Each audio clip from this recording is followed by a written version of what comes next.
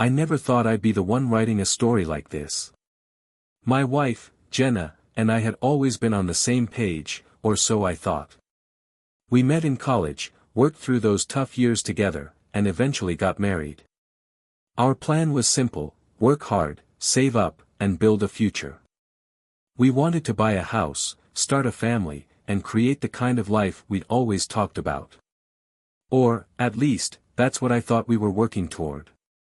I've always been a saver, and Jenna seemed to share that value. We'd set up a separate savings account, contributing a portion of each paycheck to it every month. I'd check in every few weeks to see our progress, thrilled to see the numbers steadily growing. It was a source of pride, really. I thought, we're doing it. We're building a life. But then, a few months ago, I noticed something strange. I was going through our account statements when I noticed that our balance was lower than I expected. At first, I thought it was a bank error, maybe a delayed transfer. But as I looked closer, I saw multiple withdrawals, each one for a couple $100. It was odd, but I didn't think too much of it. People make mistakes, right? I figured it was a temporary thing, or maybe Jenna had made some purchases she hadn't mentioned. So, I asked her about it that night. I casually brought up the withdrawals, saying, "Hey, I noticed a few charges from the savings account. Just wanted to make sure everything's all right." She looked up from her phone, a slight frown creasing her forehead, and said, "Oh, yeah. I think I might have used it for some things here and there. You know, groceries and bills." Her explanation seemed plausible enough. We shared finances, so it wasn't out of the ordinary for her to make purchases here and there. I didn't want to pry or come across as controlling, so I let it go. After all, it wasn't a huge amount, and she assured me that it wouldn't happen often. I chalked it up to a busy month and didn't think much of it. But as the weeks went by, I started noticing more charges. Little by little, that savings account, the one we'd both been working so hard to build, was dwindling. Each time I checked, the balance was lower, and there were more unexplained withdrawals. When I'd ask her about them, she'd get annoyed, saying things like, "I told you, it's just household stuff," or, "Can't I use the money I helped put in?" I hated feeling like I was interrogating her, so I'd back off, trying to convince myself that I was overreacting. But it was hard to ignore. My gut kept telling me something was off.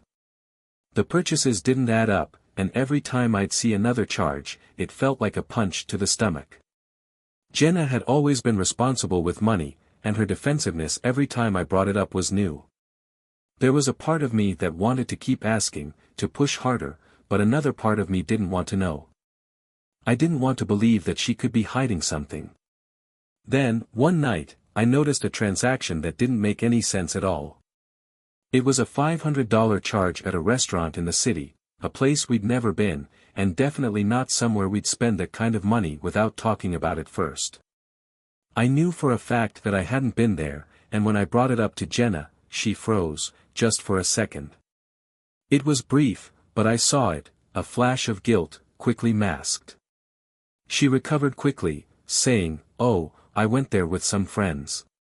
It was a birthday thing. I forgot to mention it. It was nothing, really." "Nothing? $500? I asked, trying to keep my voice calm. "That's a lot for just a birthday thing." She shrugged, laughing it off. "You know how those places are. Everything's overpriced. I'll pay it back." I nodded, pretending to let it go, but I couldn't shake the feeling that something was terribly wrong. That night, I lay awake, staring at the ceiling, replaying the last few months in my mind. Every late-night outing she'd had, every unexplained expense, every little withdrawal, they all added up to something I didn't want to admit. The next day, I decided to dig deeper. I checked her credit card statements, something I'd never done before. We'd always trusted each other with finances, so it felt wrong, but I couldn't ignore the unease. And as I went through the transactions, a pattern started to emerge. There were repeated charges at fancy restaurants, wine bars, and boutique hotels. Places we'd never gone together, places that were far from our usual budget. It was more than just household stuff or a birthday dinner. It was an entire lifestyle I knew nothing about, one she'd been funding out of our savings, the account we'd built together for our future. The discoveries sent my mind reeling. For the next few days, I went through every transaction in our savings account and cross-referenced it with her credit card statements. It was painful, but I needed to know the full extent of what was happening. The pattern became impossible to ignore: high-end restaurant bills, expensive wine purchases, and bookings at boutique hotels. And the worst part? These weren't one-off charges. It looked like a regular, almost scheduled expense every month, as if these outings were part of her routine. Each piece of evidence stung deeper than the last. I kept thinking back to every time I'd seen her coming home late, her excuses about catching up with friends, or work events. She'd always seemed in good spirits after these outings, a little too dressed up for a casual night out, but I'd never questioned her. After all, she'd always been sociable, and I trusted her. Or at least, I had. But with each transaction I uncovered, my gut twisted. I had to know what was really going on, so I took the next painful step, checking our joint phone records. It felt like a line I never thought I'd cross, but this wasn't about paranoia. This was about our future, a future I'd been blindly building while she, apparently, had been pulling it apart. When I opened the call logs, a number kept appearing, over and over. Late-night calls, sometimes over an hour long, usually on the nights she claimed to be out with friends. I copied the number, deciding that I'd call it the next day when I had a moment to prepare myself. But something in me couldn't wait. I needed to know who was on the other end of those calls, even if I feared the answer. I took a deep breath and dialed the number from my own phone, my heart pounding as I waited for someone to pick up. After a few rings, a male voice answered. "Hello," he said, sounding casual, like he'd been expecting a friendly conversation. I swallowed hard, not sure what I'd intended to say. My voice came out shakier than I wanted it to. "Hi, I think you might know my wife. Jenna." There was a pause, and in that silence, I felt the confirmation hit me like a punch. He hesitated, then finally replied, "Yeah, I know her." "Who is this?" I took a breath, my grip on the phone tightening. "I'm her husband. And I'd like to know why you're spending so much of our money together."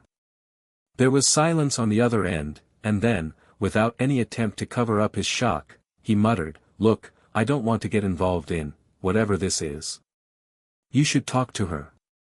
The call disconnected, leaving me with a cold emptiness in my chest. There was no denying it anymore, my worst suspicions had just been confirmed. Jenna had been funneling our money into another relationship, into nights out and hotel stays with someone else. And I'd been financing it the whole time, unknowingly contributing to an affair. That night, I confronted her as soon as she walked through the door. She was barely inside when I held up the bank statements, my voice shaking with the anger I could barely contain. "Care to explain this?" Her face went pale, her eyes flicking to the statements before looking away, but she didn't say anything. "I checked the account, Jenna. I know you've been lying to me, using the money we saved to build our life on someone else." Her mouth opened and closed as if she wanted to say something, but nothing came out. Finally, she stammered, "Dan, I didn't mean for it to get this far." I felt a cold wave of anger wash over me. Didn't mean for it to get this far. Jenna, you were taking the money we were supposed to be saving for our future. For our house. For our family. And you used it to cheat on me. Her eyes welled with tears, but they only fueled my anger. "Who is he?" I demanded, my voice barely more than a whisper. "How long has this been going on?" She swallowed, looking away as she whispered, "His name is Marcus. We met through work, and things just happened." Things just happened. I echoed, feeling like I'd just been slapped. "You've been stealing from us, Jenna. From our future. This wasn't just something that happened. You made a choice. Every time you took money out, every dinner, every hotel, those were all choices. She covered her face, sobbing. Dan, I'm so sorry. I never wanted to hurt you. It felt different with him. I got caught up in it. And I know that doesn't make it right, but please, you have to understand, I wasn't thinking clearly. Not thinking clearly. I shook my head, barely able to believe what I was hearing. You lied to my face, over and over. You made me believe we were building something together, that we were on the same team. And the whole time, you were betraying me, taking the money we saved to spend it on him. Do you know how humiliating that is? Do you even care? She sobbed harder, but her tears didn't soften the blow. Dan, please. I know I've messed up. I know I can never take it back, but I'll do anything to make it right. Please, just give me a chance. I stared at her, trying to see the woman I'd married, the one I'd thought I was building a life with. But she wasn't there. Instead, all I saw was a stranger, someone who betrayed me so deeply I wasn't sure I'd ever recover. Get out, I said, my voice cold. I need space, and I need time. You need to figure out what you want, but right now, I don't even know who you are. She hesitated, as if wanting to say something more, but she nodded, gathering her things and leaving. As the door closed behind her, the silence of the empty house settled over me. I'd given everything to build a future for us, sacrificed and saved to make our dreams a reality, only to find out it was all a lie. After Jenna left, I sat alone in our quiet house, surrounded by the life we'd built together, or rather, the life I thought we'd been building. My mind was racing, trying to make sense of everything.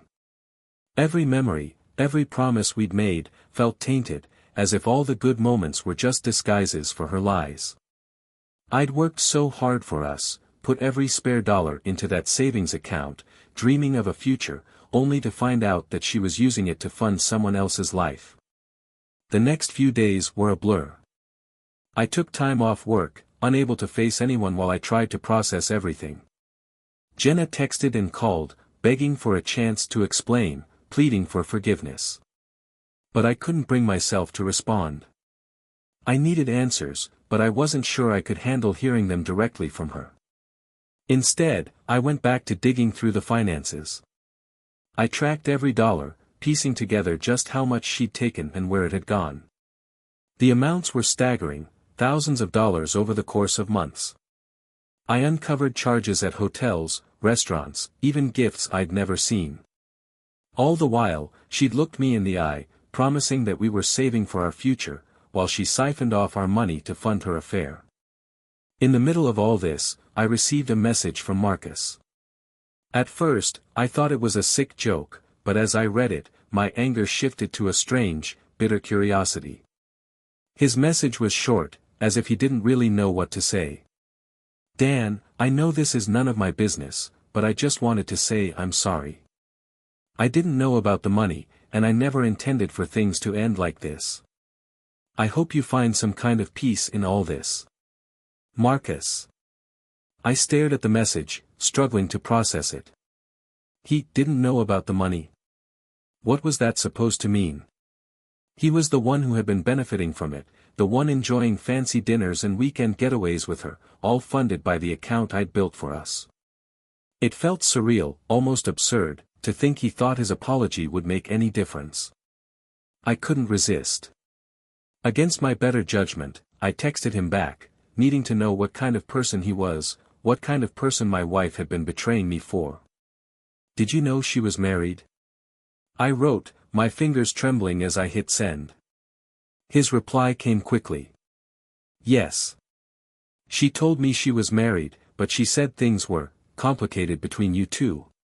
She never told me she was using your joint savings account for anything. Complicated. That's what she told him. I felt a flash of anger, imagining her weaving a story about our marriage, painting it as something it wasn't to justify her actions. But the fact that Marcus had known she was married and still carried on with her hurt almost as much as her lies. Neither of them had any regard for the damage they were causing, the life they were ripping apart. As the days went on, I found myself in a strange limbo. I knew I needed to confront Jenna, to finally hear her side, even if it was just to get the closure I so desperately needed. After a lot of back and forth, I agreed to meet her at a coffee shop nearby, a place where we'd once spent countless mornings together. Now, it felt like neutral ground, a setting that would prevent things from getting too heated. She arrived looking worn, her face pale, and her eyes red-rimmed. She sat across from me, fidgeting with her hands, clearly struggling with where to start. For a long moment, we sat in silence, the weight of everything unsaid hanging between us. Finally, I broke the silence. "Why, Jenna? Why did you do it? And don't tell me it just happened. You made choices that hurt me, choices that destroyed everything we had." She looked down, her voice barely above a whisper. "I don't know what to say. It wasn't supposed to be this way. When I met Marcus, it was exciting, like a break from reality. I felt alive in a way I hadn't in a long time. But I know that's no excuse." "Alive?" I repeated, my voice hollow. "And what about us? Were we just routine? Not exciting enough for you?" Tears welled up in her eyes as she shook her head. "It wasn't that simple. I loved you, Dan. I still do. But somewhere along the way, I lost sight of what we had. I got caught up in something that made me feel like I was someone else, someone without the responsibilities or expectations." Her words felt like salt in a wound. "So you used our money, the money we were saving for a life together, to fund this fantasy?" She nodded, ashamed. "I didn't mean for it to get this bad. At first, it was just small things. Dinners, little gifts, but then it grew, and I couldn't keep up with it. I was too deep in, and I thought. I don't know, I thought I could keep it from you, that you'd never find out. Did you ever think about what that money meant to me? What it meant for our future?" I asked, barely holding back my anger. "I was working hard to build a life for us, and all the while, you were taking from it, piece by piece, to spend on someone else." She nodded, tears spilling down her cheeks. "I know. I was selfish. I took everything you gave me and twisted it. I never wanted to hurt you. I just didn't know how to stop." For a moment, we just sat there, the enormity of her betrayal sinking in between us. I had come to this meeting hoping for answers, for some kind of explanation that would make sense of her actions. But the more I listened, the emptier I felt. Her words were hollow, her apologies meaningless. Nothing she could say would change what she'd done or the fact that she'd made me an unwitting accomplice in her betrayal. Finally, I took a deep breath, gathering what strength I had left. "I don't know if I can forgive you, Jenna. This isn't just about the money or Marcus. It's about the fact that you lied to me, that you took advantage of the trust one put in you. And I don't think that's something I can get past." She looked down, defeated. "I understand. I don't deserve forgiveness, and I know that. But please believe me when I say I'm sorry. I never wanted it to end like this." I stood up, not wanting to hear any more apologies. Well, it did. And now I need to figure out where to go from here. As I left the coffee shop, I felt a strange sense of relief mixed with overwhelming sadness. The life I thought I'd been building was gone, and with it, the person I thought I'd known. I didn't know what lay ahead, but for the first time in months, I felt like I could finally start moving forward, even if it meant doing so alone.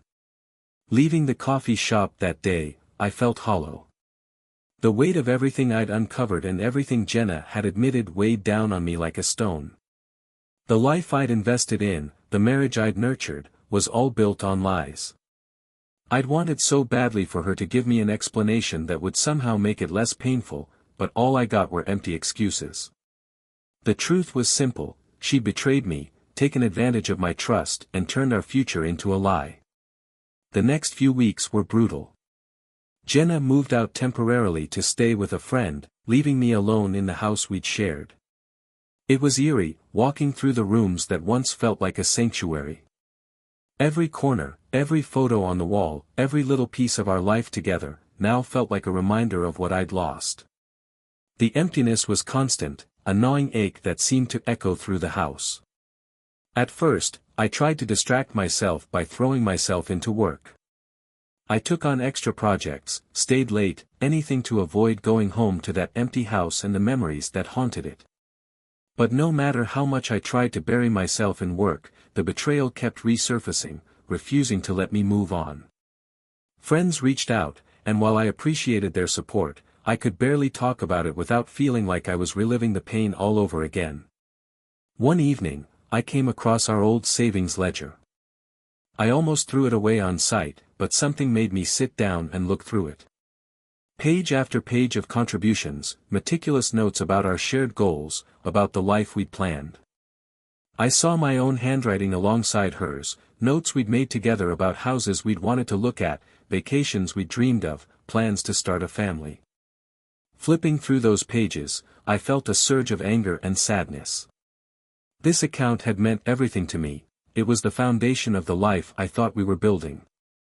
And now I knew that she treated it like a slush fund for her affair, draining it to fuel nights out and hotel stays with another man.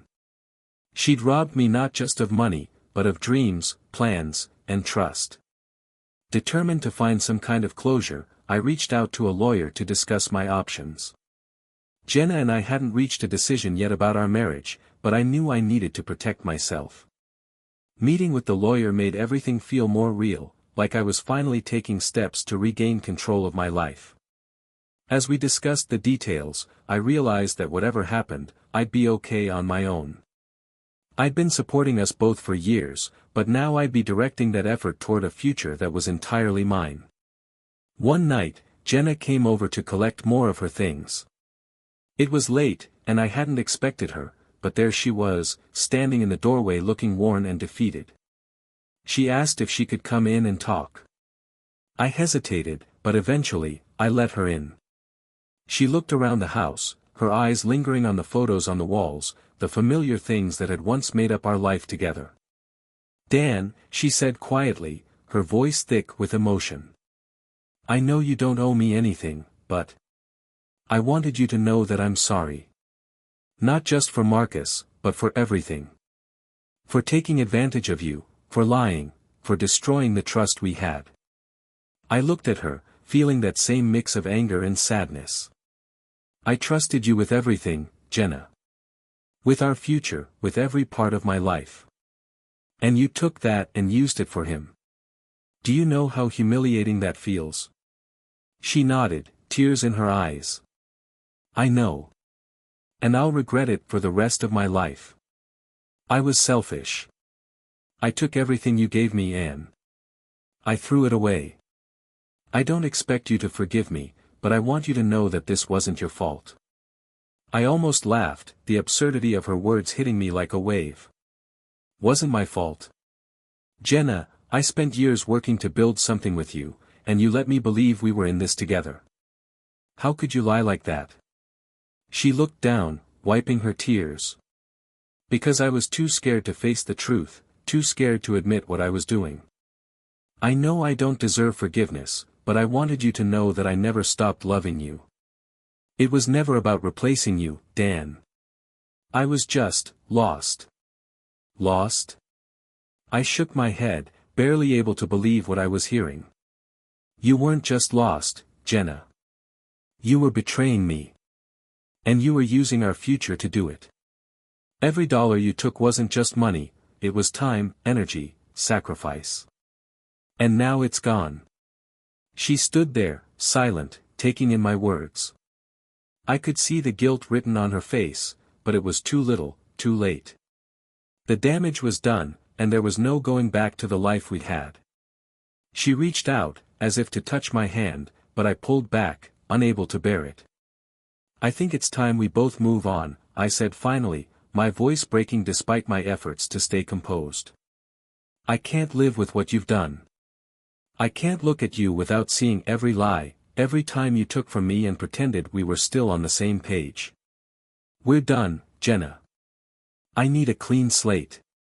She nodded, looking defeated. I understand. And I'm sorry, Dan. For everything. She left soon after, and as the door closed behind her, I felt a strange sense of finality. I knew that the woman I'd once loved was gone, replaced by someone I didn't recognize. The life we'd planned was over, but in its place, I had the chance to start again. To rebuild on my own terms, without the weight of her lies. In the days that followed, I began the process of untangling our lives. I closed the joint savings account, transferring what little was left into my own name.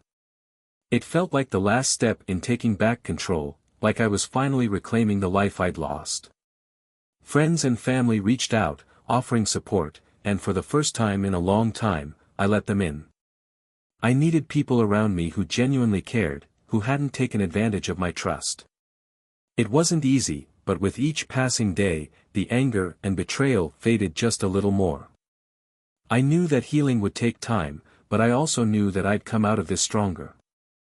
I'd learned a painful lesson, but it was one that had taught me the value of self-respect, of guarding my own dreams and never letting someone else decide my worth. I'd given everything to build a future with her, and she'd destroyed it.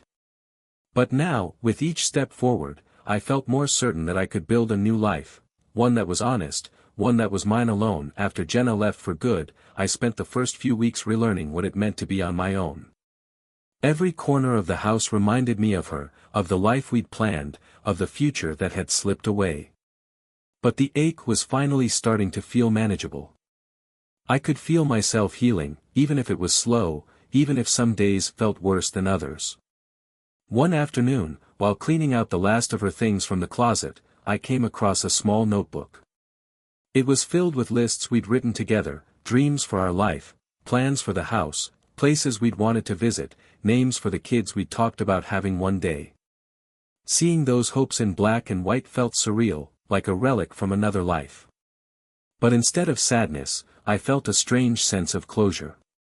Those plans were gone, but it didn't mean I couldn't make new ones for myself. Around this time, I started therapy. I needed an outlet to process everything, a way to work through the betrayal, to make sense of the loss. My therapist helped me dig deep into what I was feeling, the anger, the sadness, even the shame. We talked about how much I'd invested in our marriage and the future we'd planned, and how I could learn to rebuild my sense of self after it all came crashing down. The sessions became a lifeline. Slowly, I began to see that my worth wasn't defined by Jenna's choices. Her betrayal, her lies, they were a reflection of her issues, her insecurities.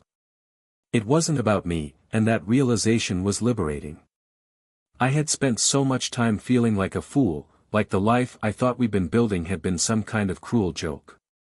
But through therapy, I started to shift my focus away from what she'd done and toward the life I wanted to create for myself. One night, after a particularly difficult session, I went for a long walk through the neighborhood. As I passed the houses, seeing families in their windows, friends laughing on porches, couples taking strolls, I realized I didn't feel bitter. The future I'd wanted was still out there, it just didn't look the way I'd imagined it with Jenna.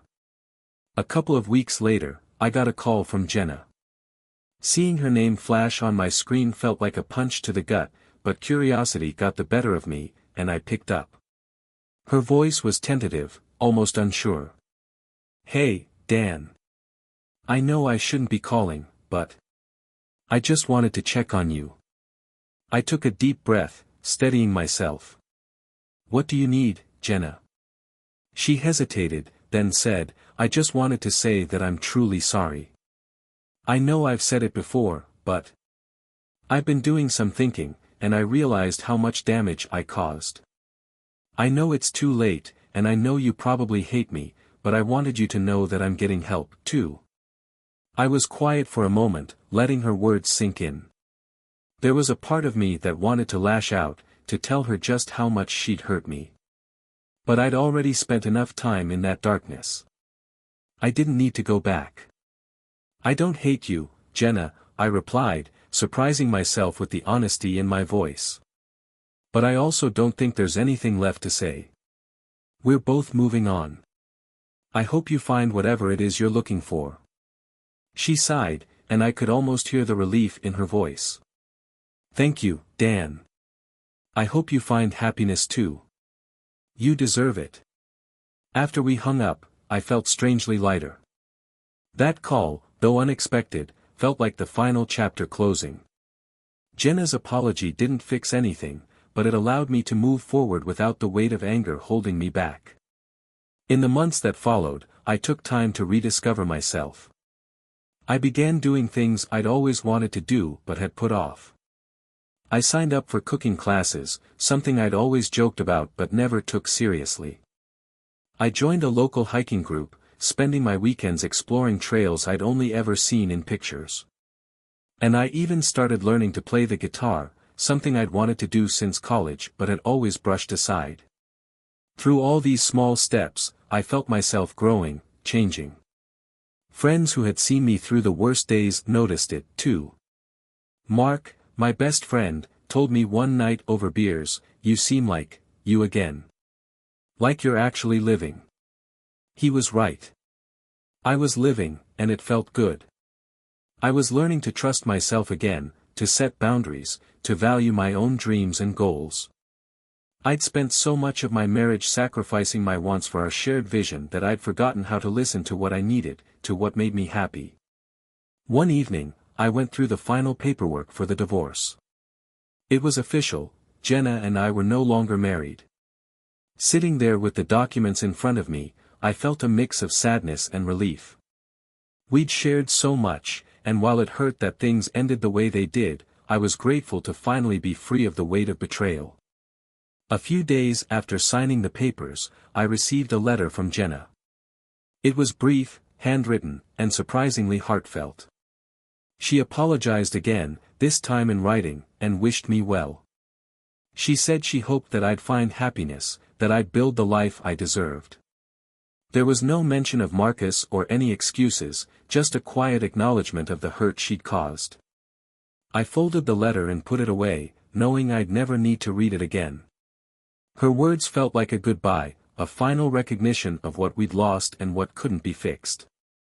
It was closure, maybe not in the way I'd hoped, but closure nonetheless.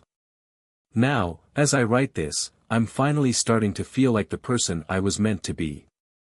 I'm making plans again, not for us or for someone else, but for me. I'm exploring who I am, what I want, and where I want to go. I don't know exactly what the future holds, but for the first time in a long time, I'm okay with that. I'm okay with not knowing, with the freedom to figure it out along the way.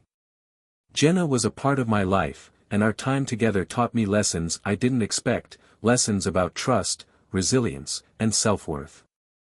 I'm grateful for those lessons, even if they came at a high price. And now, with the past behind me, I'm ready to step into a future that's entirely my own. Months after the divorce was finalized, life started to feel mine again. I'd shed the last layers of anger and betrayal, and for the first time in years, I felt genuinely excited about my future. The small goals I set for myself were becoming real achievements, and every new experience felt like a step further from the man I'd been in that marriage. One afternoon, I got a call from an old college friend, Lucas, who had moved across the country years ago. We hadn't been close in ages, but he'd heard about what had happened and wanted to check in. "You should come visit," he said. "Take a break from everything and come see some new scenery. You deserve a reset, man." The idea appealed to me, so a week later, I booked a flight. Traveling alone felt strange at first, it had always been something Jenna and I planned to do together. But when I arrived and took my first steps into a new city, I realized how refreshing it was to explore on my own terms. Lucas showed me around, and we talked late into the nights, reminiscing, sharing stories, and laughing in a way I hadn't in a long time. One evening, as we were sitting on his porch overlooking the skyline, he asked, "Do you think you'll ever be able to trust someone again?" I thought about it, and to my own surprise, I answered honestly, yeah, I think I will. I'm not there yet, but I'm not afraid of it anymore. I've learned what to look out for, learned to listen to my instincts. I don't know when, but I do think I'll get there. And I meant it. My time in therapy, reconnecting with friends, traveling, trying new things, it had all shown me that I wasn't defined by what had happened. The betrayal had hurt, yes, but it hadn't broken me. I was still here, still standing, and I knew that one day I'd find someone who valued trust and honesty as much as I did. When I returned from the trip, I felt lighter, more confident. I reconnected with people I'd lost touch with, went out more, and joined new groups, not to look for someone but to live. I was done waiting for life to happen to me. I wanted to go out and experience it. Then, during one of those evenings out, I met Emily. She was a friend, someone I wouldn't have crossed paths with if not for a spontaneous decision to join a group outing. We clicked immediately, talking for hours about everything from our love for travel to our shared interest in cooking. I noticed the differences from my marriage with Jenna right away. With Emily, every conversation felt open, honest, and real. There were no secrets, no guarded topics, just two people getting to know each other. We took things slow. I was honest with her from the start about my past, the betrayal, and the process of rebuilding my life. She listened without judgment, her empathy making it easier for me to open up. For the first time, I felt like I could talk about everything without feeling weighed down, and in doing so, I realized just how far I'd come. Emily taught me that trust didn't have to be something I feared. Slowly, I began to trust her, not because she demanded it, but because she showed me she was worthy of it. She was thoughtful, patient, and had her own story of resilience. We shared similar values, and I found myself, little by little, feeling safe with her in ways I hadn't believed were possible after what I'd been through. One evening, several months into dating, we were cooking together in my kitchen when she looked at me and asked, "Do you think you'll ever want to build a future together with someone again?" I looked at her, feeling both the weight of her question and the incredible sense of freedom I now had in answering it. "Yes," I said, without hesitation. "I think I'm ready to build something real." We both knew the journey to get there wouldn't be rushed or forced. We were two people who'd come from hard places, who understood the value of honesty, patience, and genuine partnership. And for the first time since Jenna's betrayal, I realized I was ready. Ready to let go of the fear, to trust again, to allow myself to love and be loved in a way that honored the lessons I'd learned. As I write this now, I'm at a place in life I never thought I'd reach. The betrayal I went through was painful, but it taught me lessons I wouldn't trade for anything. I learned how strong I was, how resilient I could be, and how important it is to trust myself above all else. I know now that life doesn't end with one person's mistakes, and that real happiness is something I can create on my own, with or without anyone else. Emily and I are still taking things slowly, but each day feels like a new step forward, one I'm choosing for myself. I know the future holds no guarantees, but that's okay. I'm finally ready to live for the moment, to embrace each day as it comes, and to love myself enough to never settle for anything less than the honesty and respect I deserve.